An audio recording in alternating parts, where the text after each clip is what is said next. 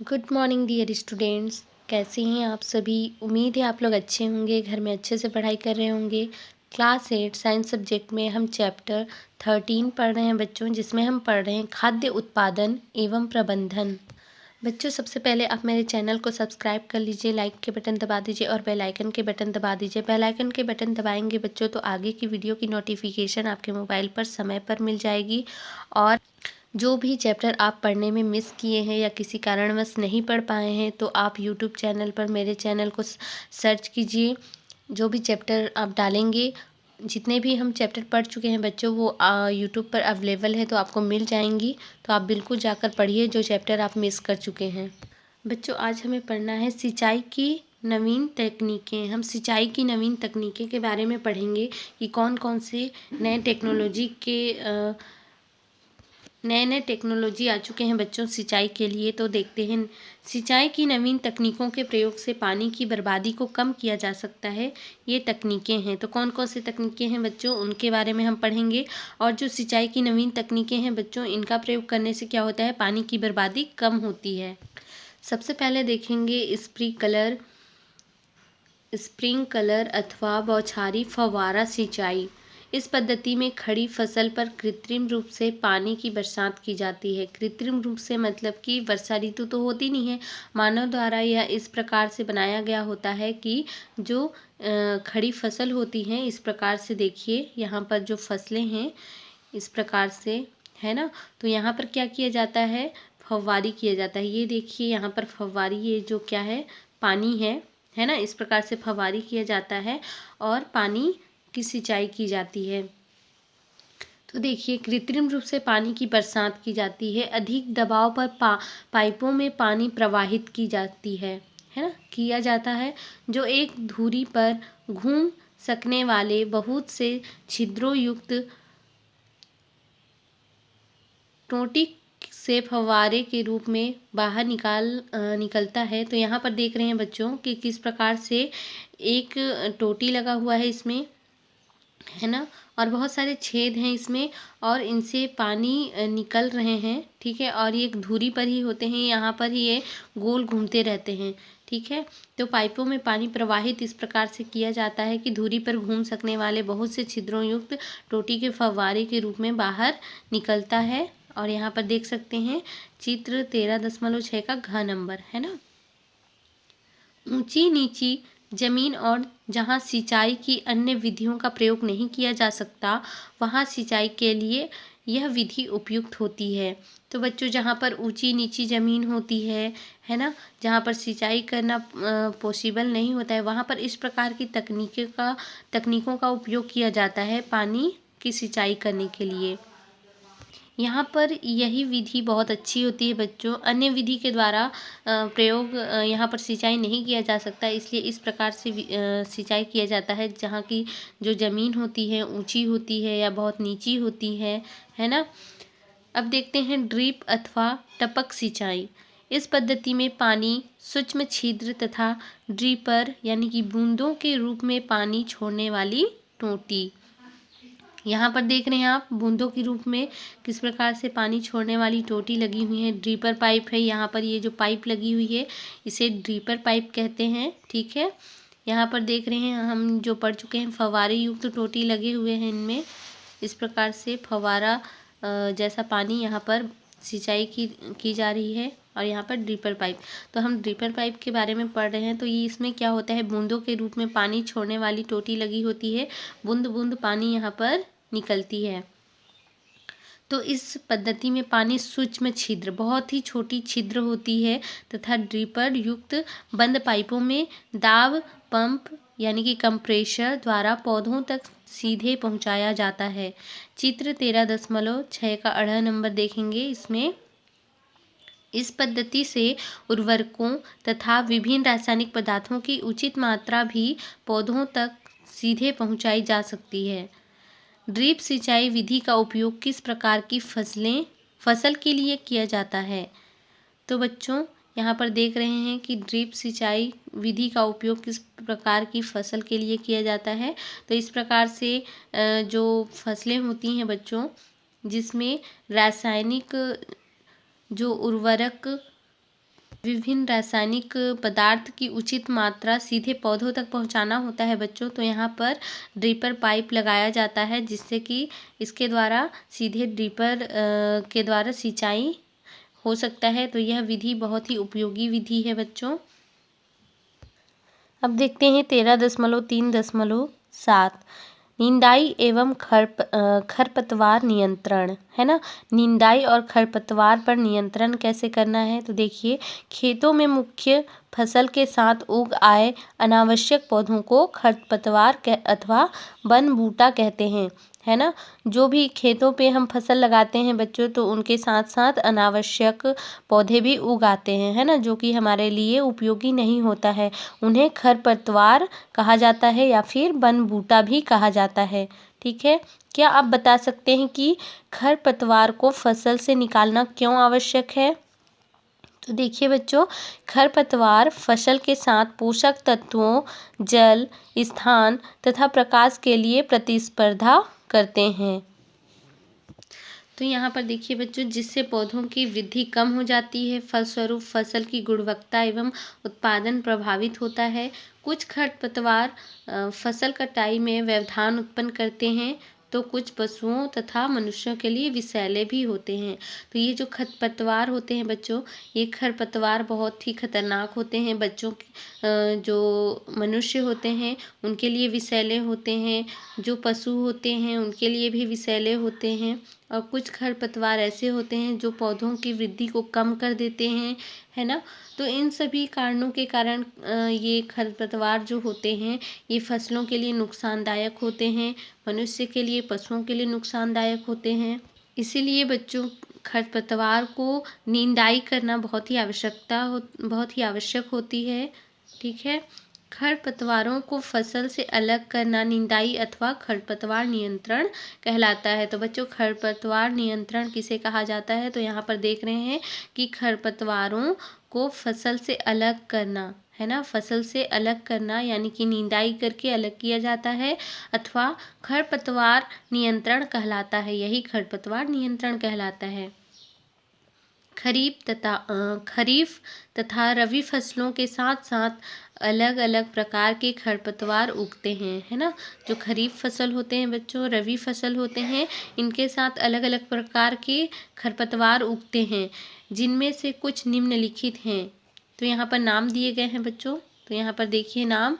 खरीफ फसल के खरपतवार, दूबी, आप लोग सभी सुनते हैं दूबी का नाम, एक घास होता है दूबी घास, ठीक है, वही है दूबी। सांवा, काशी, मोथा, चौलाई, साठी, सरकंडा आदि। तो ये सभी क्या है? ये खरीफ फसल के साथ जो खरपतवार उग जाते हैं बच्चों, यही खरपतवार हैं। अब देखिए रबी फसल की खरपतवार, भथुआ, है ना। आप भथुआ का नाम सुने हैं, इनको खाते भी हैं बच्चों, है ना।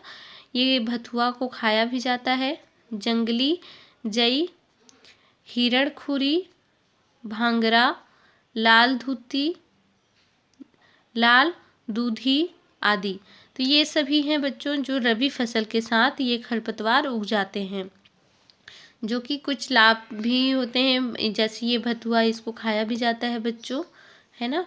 भाजी इसके बनाकर खाया जाता है गांव में, यहाँ बाज़ारों में भी मिलते हैं ये, पर ये एक प्रकार का खरपतवार ही है। तो देखिए, सामान्यतः खरपतवारों को निंदाई हाथों द्वारा अथवा विभिन्न यंत्रों जैसे फावड़ा, जिसे कस्सी कहा जाता है, खुरपी, ट्रावेल कहा जाता है। चित्र 13.7 में देखेंगे, यहाँ पर खरपतवार नियंत्रण के यंत्र हैं, ये फावड़ा है और ये खुरपी है। तो इनके द्वारा भी अलग किया जाता है, हाथों के द्वारा भी निंदाई करके अलग किया जाता है। हैरो कल्टीवेटर की सहायता से की जाती है। तो देखिए यहाँ पर खुरपी हो, हैरो कल्टीवेटर की सहायता से की जाती है। खरपतवारों को कुछ रसायनों द्वारा भी नष्ट किया जाता है, जिन्हें खरपतवारनाशी कहा जाता है। प्रकृति में कुछ ऐसे जीव होते हैं जो खरपतवारों को नष्ट करते हैं, है ना। जो प्रकृति में कुछ ऐसे चीज होते हैं बच्चों जो कि खरपतवारों को नष्ट करते हैं, जैसे नागफनी, है ना। नागफनी की रोकथाम को विशेष कीट द्वारा तथा जलीय खरपतवारों को नियंत्रण घास खाने वाली मछली द्वारा किया जा सकता है। तो उन पे जो खरपतवार होते हैं बच्चों, उन पर कैसे नियंत्रण किया जाए, तो कुछ मछली होते हैं जो उन खरपतवारों को खा लेते हैं, इनके द्वारा भी नियंत्रण किया जाता है खरपतवारों को। और कुछ नागफनी की रोकथाम को रोकने के लिए जो कीट होते हैं उनका उपयोग किया जाता है। आप ये नागफनी का नाम सुने होंगे बच्चों, है ना। बहुत कंटीले पौधे होते हैं, तो इनका जो रोकथाम होता है, इनको विशेष कीट के द्वारा नष्ट किया जाता है। जीवों द्वारा खरपतवारों को नियंत्रण जैविक नियंत्रण कहलाता है। तो जो जीवों के द्वारा खरपतवारों का नियंत्रण किया जाता है उन्हें जैविक नियंत्रण कहते हैं बच्चों। ठीक है। 13.3.8 फसल संरक्षण। अब हम फसल का सुरक्षा कैसे करते हैं, उनका संरक्षण कैसे करते हैं बच्चों। तो संरक्षण का मतलब होता है फसलों का सुरक्षा। तो यहाँ पर देखिए, फसल पर अनेक बाहरी शक्तियों का प्रभाव पड़ता है। क्या आप बता सकते हैं कि फसलों को किन से नुकसान हो सकता है। फसलों को हानि पहुँचाने वाले जीव जंतु, पक्षी, कीड़े तथा बीमारी उत्पन्न करने वाले सूक्ष्म जीवों जैसे जीवाणु, विषाणु तथा कवकों को सम्मिलित रूप से पीड़ित कहते हैं, है ना, पीड़क कहते हैं। तो बच्चों यहाँ पर फसलों का संरक्षण हम देख रहे हैं। तो जो फसल पर अनेक बाहरी शक्तियाँ होती हैं वो प्रभावित करती हैं फसलों को। और देखिए, फसलों को किन से नुकसान हो सकता है। तो फसलों को हानि पहुँचाने वाले जीव जंतु होते हैं, पक्षी होते हैं, कीड़े होते हैं, और बीमारियां उत्पन्न करने वाले कुछ जीवाणु होते हैं, विषाणु होते हैं, कवक होते हैं। ये सभी सम्मिलित हैं, है ना। ये सभी सम्मिलित रूप से पीड़क कहते हैं। आइए इनसे बचने के उपायों को जानें। तो ये सभी हमारे जो फसल हैं उनको नुकसान पहुंचाते हैं। कुछ जीव जंतु, पशु पक्षी हैं बच्चों, है ना, कीड़े हैं, और कुछ सूक्ष्म जीवाणु और विषाणु हैं। तो ये सभी नुकसान पहुंचाते हैं हमारे फसल को। तो इनसे कैसे सुरक्षा किया जा सके, तो यहाँ पर देखिए, बचने के कुछ उपाय हैं। खेतों में मेड़ बनाकर तथा कंटीले तारों से घेरकर आवारा तथा जंगली पशुओं द्वारा फसल चराई को रोका जा सकता है। आवारा कहने का मतलब है बच्चों, जिसको ऐसे ही छोड़ दिया जाता है। जैसे हमारे एरिया में देखना, कुत्ते वगैरह हैं वो ऐसे ही घूमते रहते हैं, उन्हें कोई नहीं पाला होता है ना। अपने घर में कोई भी नहीं पाला होता है, वो ऐसे ही आवारा कुत्ता होता है, घूमते रहता है।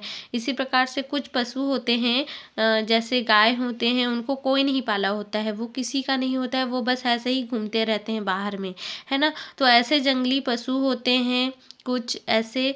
तो इन सभी से बचाने के लिए अपने खेतों पर क्या करना है, मेड़ लगाना है और कंटीले तारों द्वारा घेर देना है। इससे क्या होगा, फसल चराई को रोका जा सकता है। जैसे पशु क्या करते हैं, फसलों को चर देते हैं। चरना मतलब कि पूरा का पूरा खा जाते हैं, उनको चरना कहते हैं। क्योंकि गाय वगैरह होते हैं जो, वो क्या करते हैं, खेतों में चरते हैं, है ना। इसलिए फसल चराई को रोका जा सकता है इन विधि के द्वारा। सेकेंड हम देखेंगे, पक्षियों को भगाने के लिए काग भगोड़ा यानी कि बिजूका अथवा पुतला, है ना, बिजूका बोला जाता है या फिर पुतला कहा जाता है बच्चों।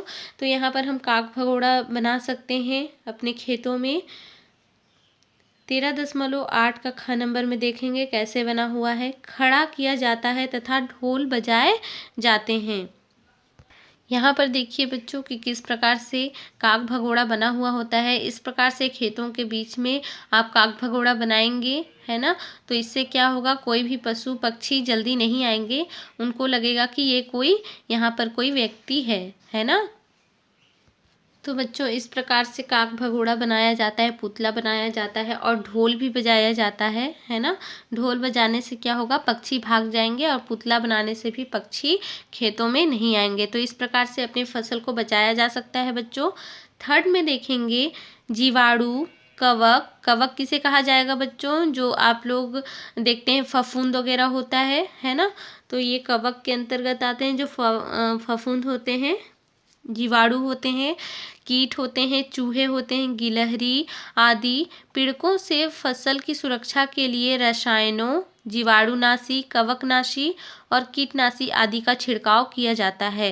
तो ये जो छिड़काव हो रहा है बच्चों, ये जो कवकनाशी, कीटनाशी, जीवाणुनाशी, ये रासायनिक पदार्थ होते हैं जिन्हें फसलों पर छिड़काव किया जाता है।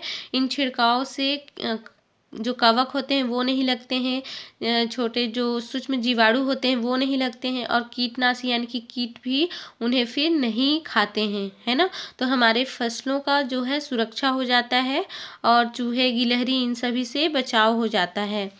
फोर्थ देखेंगे, पीड़कों का विनाश कुछ परजीवियों, परभक्षियों, जीवाणुओं तथा कवकों द्वारा भी किया जाता है। ठीक है, तो पीड़कों का विनाश किनके द्वारा किया जाता है? परजीवों के द्वारा।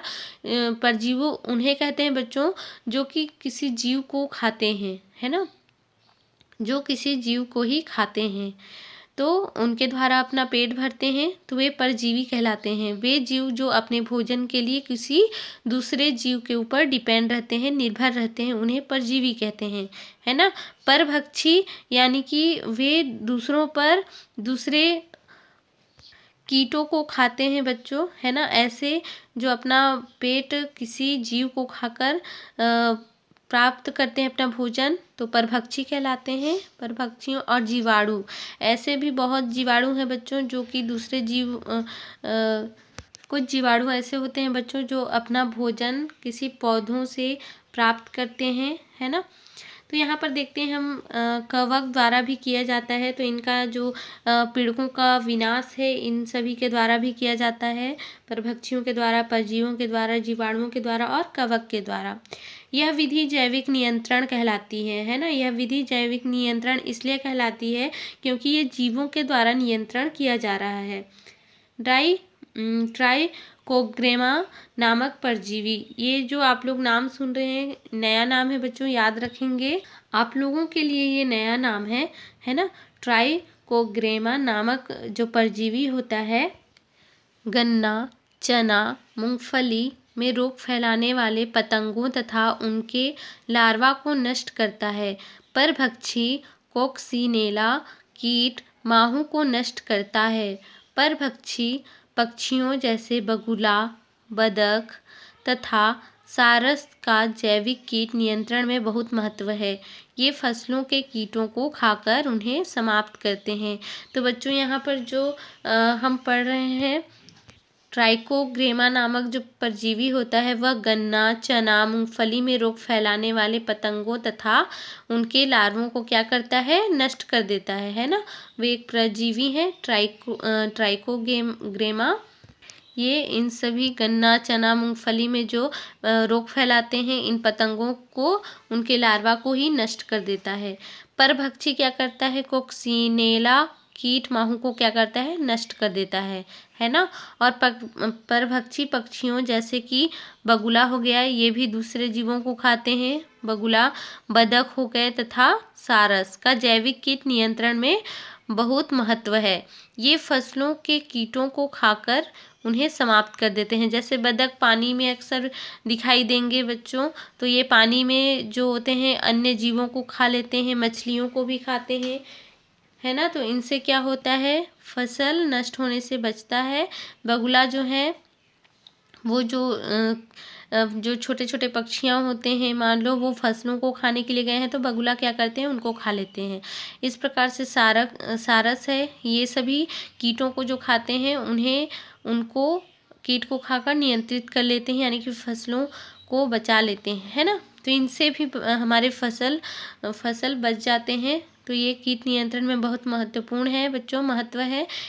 ठीक है, अब देखिए फिफ्थ में, बुआई से पहले खेत की जुताई अच्छी तरह करना चाहिए, है ना। बुआई से पहले जब हम बीजों को बोते हैं अपने खेतों में, तो उनसे पहले खेत में अच्छी तरह से जुताई करनी चाहिए ताकि मिट्टी में दबे हानिकारक कीटों के अंडे तथा लार्वा आदि धूप लगने से समाप्त हो जाए।